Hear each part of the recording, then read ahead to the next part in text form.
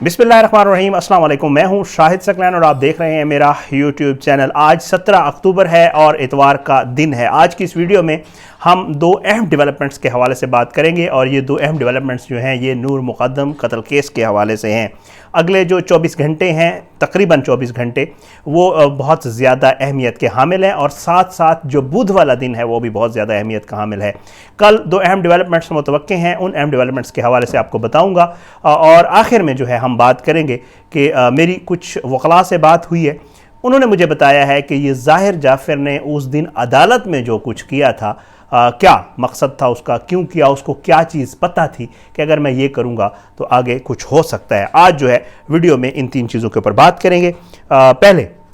जो कल का आने वाला दिन है वो बहुत ज़्यादा अहमियत का हामिल है। वजह आपको बता देता हूँ। सुप्रीम कोर्ट ऑफ पाकिस्तान में पिटीशंस डाली गई थी इस्लामाबाद हाई कोर्ट के डिसीजन को जो है सेट असाइड करने के लिए और ज़मानत की दरख्वास्तें डाली गई थी असमत और जाकिर, जो कातिल ज़ाहिर जाफ़र के वालिदैन हैं, उनकी तरफ से। गुज़श्ता जो समाअत थी वो हुई तो थी, मगर जो इस बेंच की जो सरबराही कर रहे हैं उनकी जो है फैमिली में वफ़ात की वजह से ये समाअत अधूरी, हम इसको कह सकते हैं, रह गई थी, क्योंकि वकला के दलाइल उसमें मुकम्मल नहीं हो सके थे। लेकिन साथ साथ जो बात की गई थी बेंच की तरफ से वो ये कहा गया था कि असमत आदम जी जो हैं, जो कातिल ज़ाहिर जाफ़र की वालिदा हैं, उनके हवाले से बात की गई थी कि उनका एक तो लाहौर इस्लामाबाद हाई कोर्ट के डिसीजन में ज़िक्र ही नहीं है। ये एक जो है नुक्ता उठाया गया था और दूसरा नुक्ता उठाया गया था कि जी किस तरह सफिशेंट एविडेंस मौजूद है जाकिर और असमत के ख़िलाफ़। कल अब इसके ऊपर जो है बात होनी है। ख्वाजा हारिस ने दलाइल का आगाज़ किया था और ख्वाजा हारिस ने इसके ऊपर अच्छे खासे दलाइल दिए भी थे। कोशिश उन्होंने ये की थी अपना केस बिल्ड करने की कि जी जो उनके मुवक्किलीन हैं दोनों,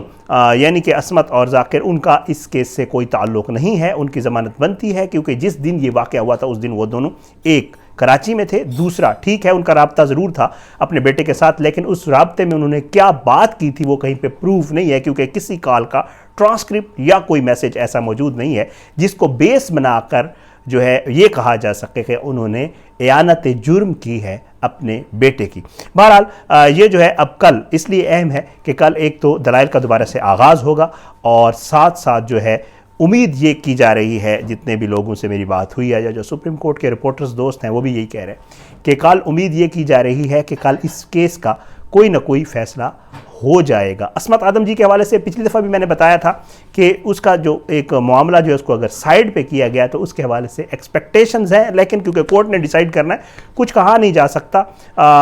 ख़ातून होने का जो कोर्ट रिपोर्टर्स हैं, जो आइनी माहिर हैं, वो ये कहते हैं, कानूनी माहिर, ख़ातून होने का एज होगा। दूसरा क्योंकि उस तरह मेंशन नहीं है वो जो है एज होगा। तो इस हवाले से जो कुछ जो माहिर कानून है वो ये कहते हैं, लेकिन प्रोसिक्यूशन से जो मेरी बात हुई है, आज भी बात हुई है, उनका ये कहना है कि नहीं, ऐसा नहीं है,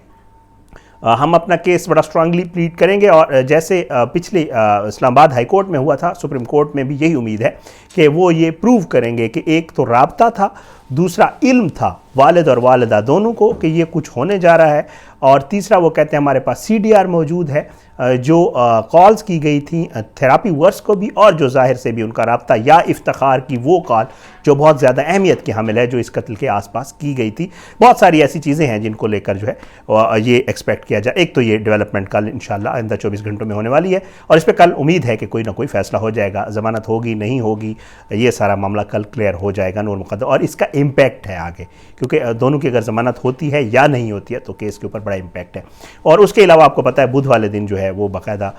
गवाहों के बयानात, और वो भी एक बहुत अहम मामला आने वाला है। फिर उधर हाई कोर्ट में भी ज़मानतें लगी हुई हैं और वो भी 20 अक्टूबर को, तो वो दोनों जो है वो भी बहुत अहमियत के हामिल है। बहरहाल वो तो इंशाल्लाह जब होगा आपको बताएंगे। अब दूसरे मामले की तरफ आता हूँ और वो है ज़ाहिर जाफ़र के मोबाइल फ़ोन के हवाले से। मोबाइल फ़ोन की स्क्रीन भी चेंज हो गई थी। मोबाइल फ़ोन जो है उसके लिए दरख्वास्त दी गई थी कि हम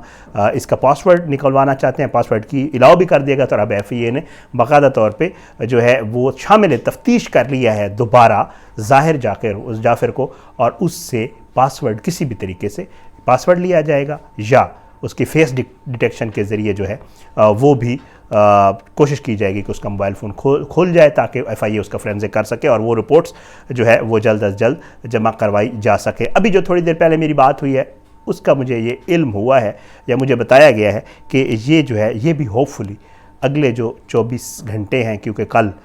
جو ہے وہ ورکنگ ڈے بھی ہے، تو امید یہ کی جا رہی ہے کہ انشاءاللہ اس پاسورڈ کے حوالے سے بھی بڑی ڈیولپمنٹ ہوگی، انشاءاللہ وہ بھی جو ہوگی آپ کے ساتھ ضرور شیئر کروں گا۔ اب تیسرا جو ہے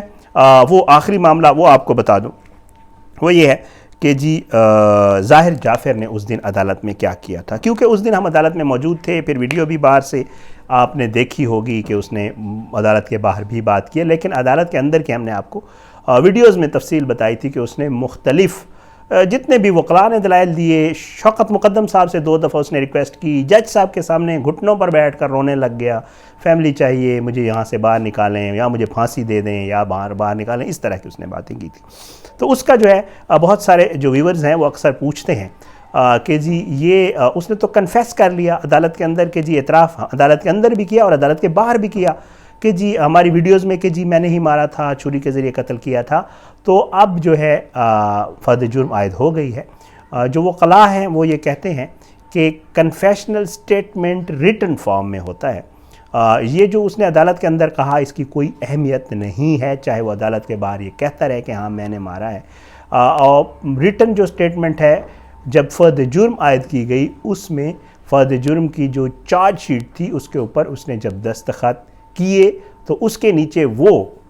جو خانہ تھا، کویسچن تھا کہ کیا جی آپ اس سے ٹرائل چاہتے ہیں، اس نے صحت جرم سے وہ جو ریٹن فارم ہے اس میں اس نے چالاکی کی ہے، ظاہری بات ہے، اور اس نے اس میں اس سے انکار کیا صحت جرم سے کہ نہیں میں نے ایسا نہیں کیا اور میں ٹرائل چاہتا ہوں اس کا۔ تو جب کوئی ملزم ظاہری بات ہے ٹرائل چاہتا ہوتا ہے تو اس کا یہی مقصد ہوتا ہے کہ وہ صحت جرم سے انکار کر رہا ہے، تو آن ریکارڈ لیگلی